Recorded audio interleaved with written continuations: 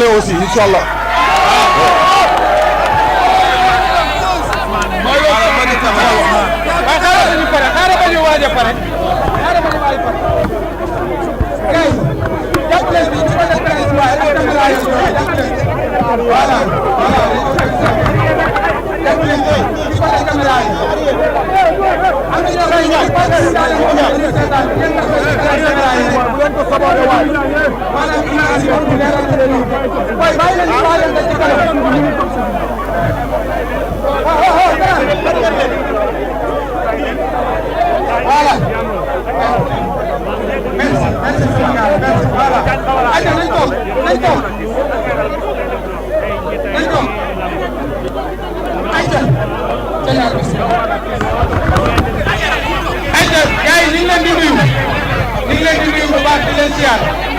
di nuyu waa Réfane di nuyu waa Bawol gi yëpp di nuyu suñu papa Père Malaw mi fi fekk Père Malaw ñu ngi lay nuyu bu baax di la jox sa wàccuwaay Teñaar di la nuyu di nuyu champion yi fi nekk yëpp dafa dañuy dugg ci bëre bi pied gauche pied droite est-ce que sa bëre ak Franc jubóo na. non man xam nga problème lan mooy sama problème mooy pied bi nga teg man ràññatle wu ma ko quoi xamee wu ma gauche nga teg wala droite lu jare la xamee nag mais man du lu may contrôler comprendre nga. kenn ku ne li ngay teg si lam xam naa ko bu baax ñoom ñëpp a ci yem sene wu ma ko tegal tànk bu la neex du ma tëree def li may def waaye. dañu gis Habib bi sifflé nga wàcc say tànk cadré Boy Niang yaakaar naa ne di ko génne làmb ji ba am ndam ci kawam cette fois-ci est-ce que li nga defoon sa diggante Boy Niang diri sa combat bi di cadré Franc est-ce que loolu mën naa am le jour ci. waaw Boy Niang ma koy nuyu muy champion bu confirmé comprendre nga yaakaar naa mbër mu ko dàq bëre ci lam ji amut wala nga gën koo sob chaque jour ma wax leen ko ku ko mën a cadré nag contrôlé ko bu bëriwul xeexul keneen jarta wax incha allah. ngay bëree adversaire boo xamante ni ñu bëri lay naan taxaati 2 minutes 3 minutes wala 1 minute 30 lay doog a nekk ci combat te mbër la boo xamante ni ba Habib bi sifflé li nga xamante ne moom la bëgg a def da koy def ci 1 minute wala 30 secondes est-ce que Franc du la njëkk a dugg ci combat bi. Modou Anta dama bëgg nga xoolaat sama ay combat bu baax. benn arbitre bu soufflé samay combat yëpp laa wax maay jëkk a dox maay jëkk a dóor loolu na la leer. non na la leer da ngeen xam nga ñuy wax loolu dañoo xoolul combat yi Tapha Tine maay jëkk a mars maay jëkk a dóor. c'est clair kon bu ñu naan day yéex a dugg ci combat lan mooy yéex a dugg ci combat. Anta kii ku mu taxawal puus ko. loolu la quoi mais nag en tout cas ci làmb lañ dem bientôt le daa 3 jours 4 jours moo ci des la reste suñu diggante ak la waaj ak waaji la du ñu wax lépp ah le jour si bu arbitre soufflé la ma waxoon laay wax na fa arbitre bi teg bantu 30 mètres tel fa jóge balaa ñu koy boole ci mbojum kaane mii pour mu leer voilà.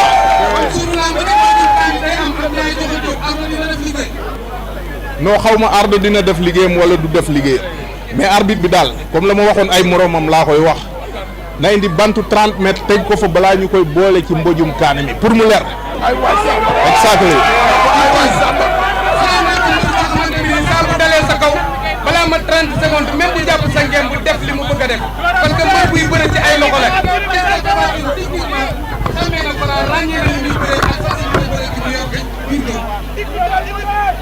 benn dama leen ne mbëree mu doon dajeet ak mbër mii. c'est pas le même du dem. ay waay Samba.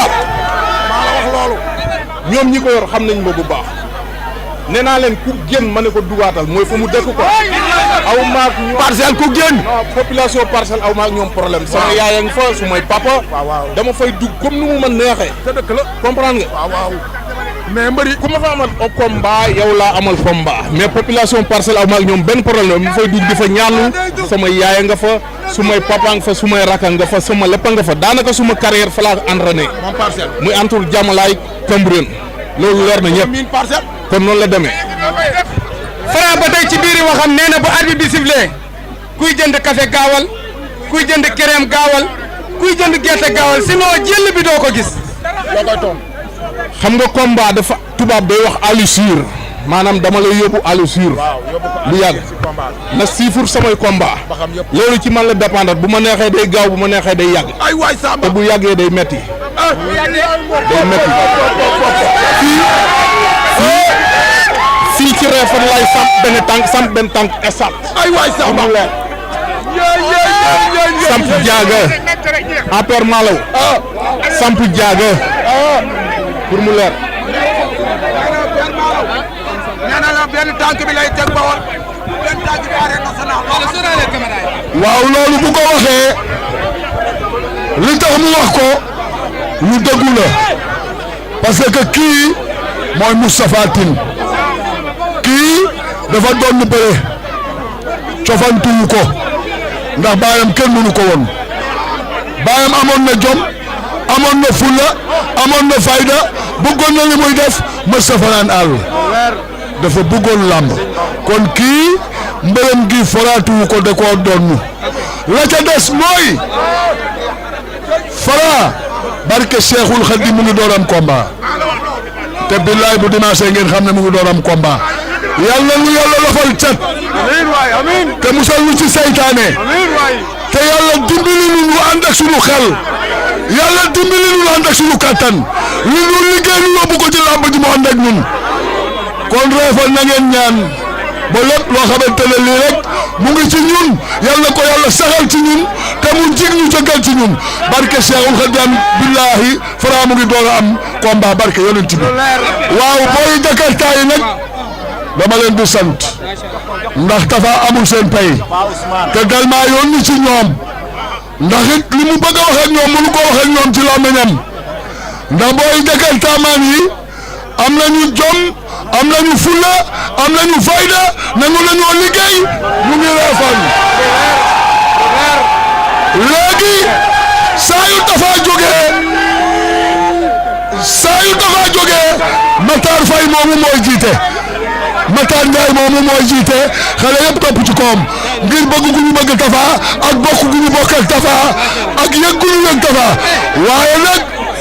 joxal kanam caméra yi waaye nag Tafa da leen a yëg Tafa da leen a bëgg Tafa da leen a faale Tafa da leen a safoo kon Tafa yal na la yàlla may ndam ci combat bi ci kàttanu Yonent bi jaajëf.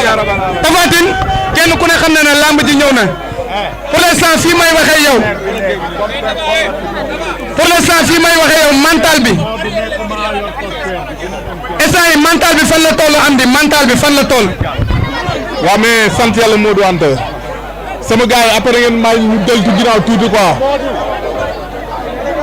voilà comme cameraman yi xam nga mën a liggéey seen liggéey quoi. instant yi mental bi fan la toll. nice. ok gars yi baax na. Tapha Tine. voilà c'est bon voilà Amdi dañu gis combat yu bëri sa dernier combat yi contre Balla Gaye contre Boy Niang ba ci contre Bombardier ak Eumeu Sène da nga yor benn état de forme benn poids bi du moins cette fois-ci ñu gis Tapha Tine bu lese bu mel ni bi muy bëreeg Elton wala Bombardier liggéey bi nan nga def ba atteindre objectif boobu également lan nga bëgg ci combat bi ba tax nga wàññi poids bi. waaw mais Modou Anta sant yàlla rek xam nga boo nee ay papa yu mel comme père Malaw ay papa ñingantine ñoom Baye Assane Kama ñoom waa Kër Samba Kane ñeeg ñëpp xam nga ku ne indi sa xel ak sa xalaat tegal la comprendre nga liggéey bu jaar yoon rek nga mën a liggéey quoi wax dëgg yàlla ñu boole ma ak ay coach muy père Kayre Sallo Mbaye Ndewane Ibra Diagne Ablaye Gueye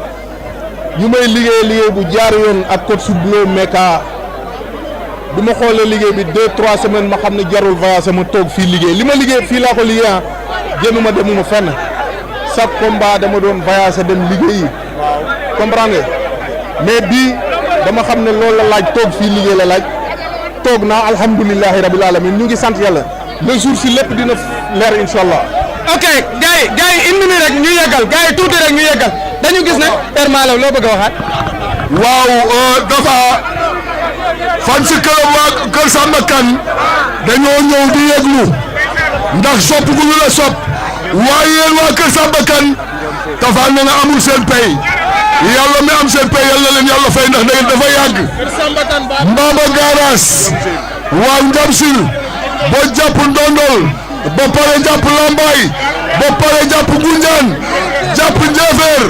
ba pare walbateku jàpp Mbewaan ba Njeyeen Sirax waaw dama ne fan si club yëpp ñu ngi leen di gërëm di leen sant te ñuy ñaan nag yal na nu yàlla may ndam loolu rek am solo sarax yi nag du doy fu waay tollu nay saraxe sarax yi dee leen sarax di génne sarax te yàlla tax sarax dafa am solo yal na ko yàlla may ndam ci kattanu rasulillahi boy yaa ngi ci sang bi yaa ngi ci biir caméra yi ndànk rek gars yi ndànk rek léegi mu jeex ndànk DJ ok Amdy bala ngaa tàggoo même lamb la boo amaatee question na ñëw parce que tamit tey ñi fi daje ci ay presse bariwul Tapha dañu gis ne demi-finale dafa am Modou Lo Sa Thiès Tapha Tine Franc demi-finale ban football la war a am ak ban match la war a am. waaw mais sant yàlla ñun ñu ngi suñu line comme niñ koy waxee suñu combat ñu ñor loolu after combat dinañ ci wax quoi incha allahu rabi waaw di wax ne foogale séeréer mi xëy Sina num waaw maa ngi nuyu suñu mbokki séeréer yëpp comprendre nga kuy séeréer rek maa ngi lay nuyu di la wax ne Tapha Tine am na combat comme dab maa ngi nuyu ñëpp di nuyu suma mbokki yaay yi suma mbokki maam yi waa Njéefeer ñoom ñëpp maa ngi leen di nuyu di wax ne nañu waaj dimanche incha allahu rabi yàlla may ñu ndam ci kaw waaji ñu del si ci suñu mbokki ñëw feete si ko incha allah. ok boo gisee adversaire bi ni mu la ñemee Franc parce que première signature ba jot ngeen a laalante nga ne ko deuxième bi bu demee waatee noonu leneen dina am ni mu la ñemee foo taxaw mu fekk la fa est-ce que loolu mënut a répété wu ci làmb ji.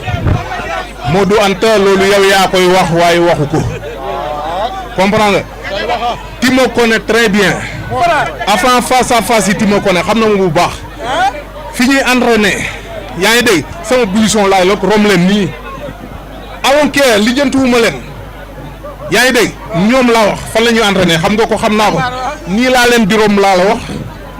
di futiñ laa la wax ñu ma leen di rom nii lijjantiwuma leen. yaa ngi dégg comprendre nga bu baax fi ñu entraîné xam nga ko non man xam naa ko bu baax nii laa leen di rom dara du xew tous xam nañu moom ma xam leen dofuñu ñoo bokk benn lieu benn site bu ñuy entraîné comprendre nga boo nee ñeme na ma loolu mooy loolu quoi comprendre nga yaa ngi dégg keroog bi mu ñëwee peese lan la def 2-3 jours la ci def dem tukki no ñun ñu ngi resté toog di ko xaar comprendre nga. non man loolu lijjantiwuma ko moom moo xam. damaa dem ci soow mi nga waxoon ne ko indi koy toll. non loolu moom wax nañ ci li ñuy wax. 40 litres soow yu ngeen gis Tapha la voilà ah oui. ok Amdy kenn ku ne xam na ne ci kanam tuuti signature bi dafa war a am te gis nañ ne yaa ngi ci point de presse est-ce que Amdy day dem ci signature bi remplir contrat wala lan moo nekk ci avenant yi loo xam lu ñu xamul ñun. waaw Modou Anta foofu lu jàllal leeral la quoi comprendre nga tey premier président de la république dafa am muy Diomaye am assemblée nationale tey muy Malick Ndiaye moom moo jiite assemblée non premier ministre ñëw ci muy Ousmane Sonko moom moo ci topp yaa ngi dégg Tapha Tine dafa xam yaa ngi dégg préfet de Dakar moo ñëwee 4e position moom moo gën wax mu ne face à face dootul am signature contrat mbër dootul am dafa président fédération comprendre nga man sama open press maa ngi ko jàppoon tey lii nii mënul ñàkk a comprendre nga bien vrai que contrat la ñu seq mais man contrat bi li ci biir xam naa ko ki ko signé xam na ko comprendre nga respecté naa promoteur bi Mansour Ba maa ngi koy nuyu di nuyu papaam Mansour Ba ak estafam yëpp comprendre nga mais kilifa gu toll ni préfet wax dans 2-3 jours nga tegi ko te préfet bu gënaatoon ne bàyyi nañu open press yi face à face yi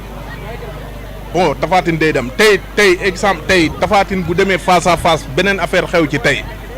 kan mooy responsabilité bi loolu la quoi loolu la. te man loolu avant ma koy yéex a yéeg xam nga avant ma koy yéeg yàgg na quoi avant ma koy yéeg. mais loolu bi mu amee tamit jusqu'à nouvel ordre la ñu wax ba jëmmi jamono te ki nga xam ne mooy Bira Sène bi fekkee ne dañoo arrêté signature yi moom moo jël responsabilité am boppam ne signature yi ak open press yi dañ koy arrêté ba jëmmi jamono promoteur yi dem fa waxaat ak moom ñu jàppaat li nga xam ne mooy signature est-ce que Tapha Tine bu demul ci signature bi amul lu ko ciy fekk ndax sa ménager aussi tamit ndax dem na présenté wu excuse wala soit mu signé avenant bi nga war a dem. waaw loolu lépp sant yàlla ñun en tout cas ñu ngi ak suñu contrat xam nañu suñu contrat lan moo ci nekk jarul wax quoi voilà loolu la quoi en tout cas suur bi ñu jàppoon face à face bi muy dimanche ñu ngi ko respecté woon ñu ngi toogoon doon ko xaar heureusement amul préfet de Dakar génn na def déclaration open press dootul am face à face dootul am Tapha Tine ci loolu la tënk quoi jusqu'à maintenant. léegi ñu jox suñu papa mu yëkkati